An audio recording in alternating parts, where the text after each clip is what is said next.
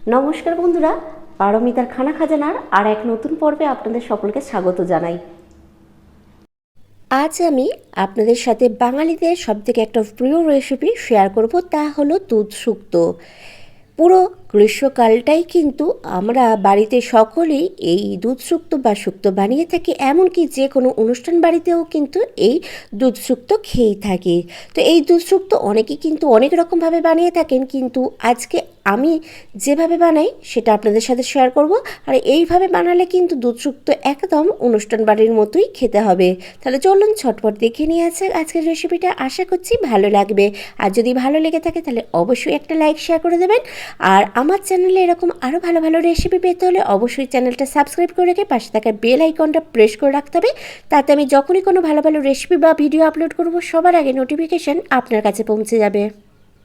আমি প্রথমে কড়াই গরম করতে বসিয়ে দিয়ে তাতে 1 টেবিল স্পুন সর্ষের তেল গরম হতে দিয়ে দিলাম। তেল গরম হয়ে যেতেই আমি এখানে প্রথমে 10-12টা বড়ি ভাজার জন্য দিয়ে দিলাম। বড়িটা মিডিয়াম ফ্লেমে আমি লাল লাল করে ভেজে নেব। দেখুন বড়িটা বেশ লাল লাল করে ভাজা হয়ে গেছে। এবার সাইডে আমি একটা প্লেটে এটা তুলে রেখে দিচ্ছি। দিয়ে বাকি যে তেলটা আছে তাতে আমি লম্বা করে কেটে রাখা উচ্ছে দিয়ে দিলাম। আমি এখানে ছোট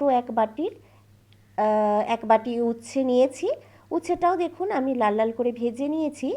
এবার এটাও আমি সাইডে একটা প্লেটে তুলে রেখে দিচ্ছি। এবার বাকি যে তেলটা আছে তাতে আমি কেটে রাখা বেগুনটা দিয়ে দিলাম। আমি বেগুনটাও লম্বা করে কেটে নিয়েছি, তবে একটু বড় সাইজ করে কেটে নিয়েছি যাতে বেগুনটা গলে না যায়, কারণ বেগুন খুবই নরম একটা সবজি হয়ে থাকে।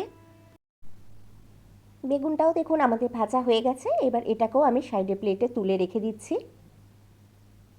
এবার কড়াইয়ে আমি আবারও 1 টেবিল স্পুন সর্ষের তেল দিয়ে দিলাম। তেল গরম হয়ে যেতেই আমি তাতে 2টো শুকনো লঙ্কা, 2টো তেজপাতা আর হাফ টিস্পুন পাঁচফোড়ন দিয়ে দিলাম।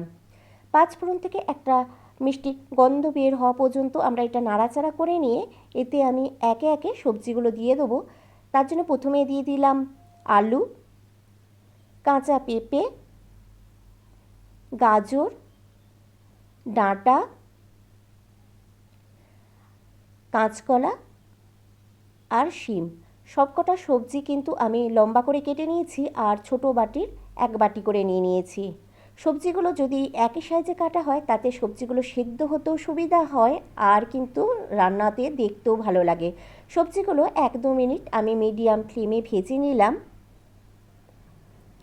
ভেজে নেওয়ার পর এতে দিয়ে দিলাম 1 টিস্পুন আদা বাটা।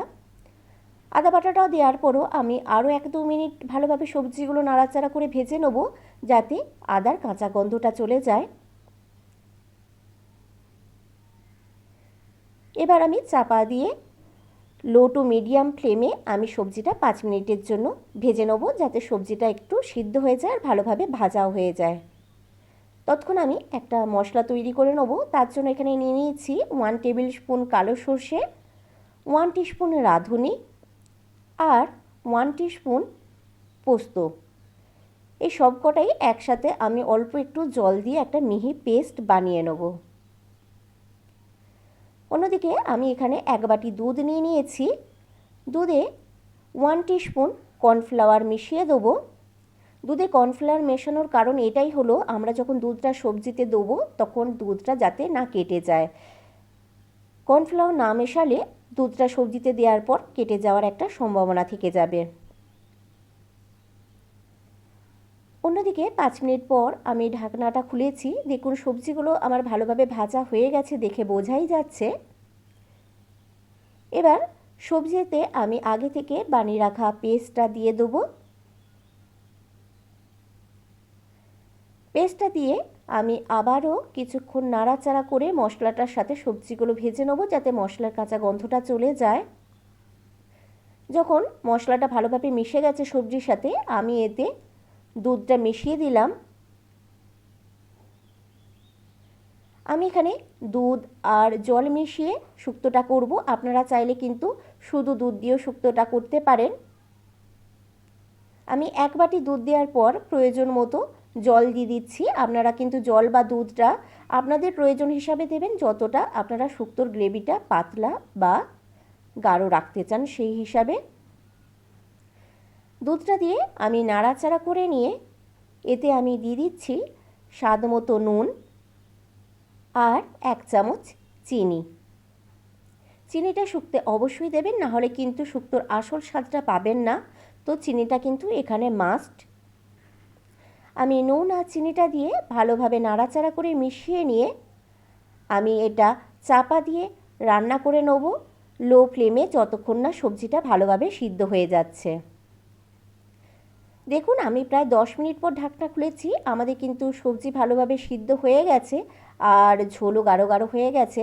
আপনাদের সবজি কিন্তু যতক্ষণ না সিদ্ধ হচ্ছে ততক্ষণ চাপা দিয়ে সিদ্ধ করে নেবেন। এবার এতে আমি আগে থেকে ভেজে রাখা সবজি আর বড়িটা দিয়ে দিচ্ছি, দিয়ে হালকা হাতে আমি নাড়াচাড়া করে মিশিয়ে নেব। বেগুন কিন্তু খুবই নরম, তাই বেশি জোরে নাড়াচাড়া করবেন না, হালকা হাতে নাড়াচাড়া করে নিয়ে আমি 1-2 মিনিট চাপা দিয়ে এটা মিডিয়াম ফ্লেমে একটু ফুটিয়ে নেব, যাতে সব সবজিগুলোর মধ্যে মশলা আর নুন অ্যাবজর্ব করে নিতে পারে। 2 মিনিট পর আমি ঢাকনাটা খুলেছি, দেখুন সবজিগুলো সব ভালোভাবে মিশে গেছে, মানে আমাদের শুক্তো প্রায় রেডির দিকে। এবার এতে আমি অ্যাড করে দেবো 1 টিস্পুন ঘি। ঘিটা অবশ্য অপশনাল, আপনারা না চাইলে নাও দিতে পারেন। ঘিটা দিয়ে আমি নাড়াচাড়া করে দিয়ে গ্যাসের ফ্লেম বন্ধ করে দেবো, দিয়ে আমি 5 মিনিট চাপা দিয়ে স্ট্যান্ডিং টাইমে রেখে দিয়ে এটা পরিবেশন করে দেবো। দেখুন আমাদের দুধ শুক্তো একদম রেডি এবং পরিবেশনও করে দিয়েছি। রেসিপিটা আপনাদের কেমন লাগলো অবশ্যই আমাকে কমেন্ট করে জানাবেন, আর বাড়িতে অবশ্যই একবার এইভাবে দুধ শুক্তো বানিয়ে দেখবেন, আশা করছি আপনাদের ভালো লাগবে।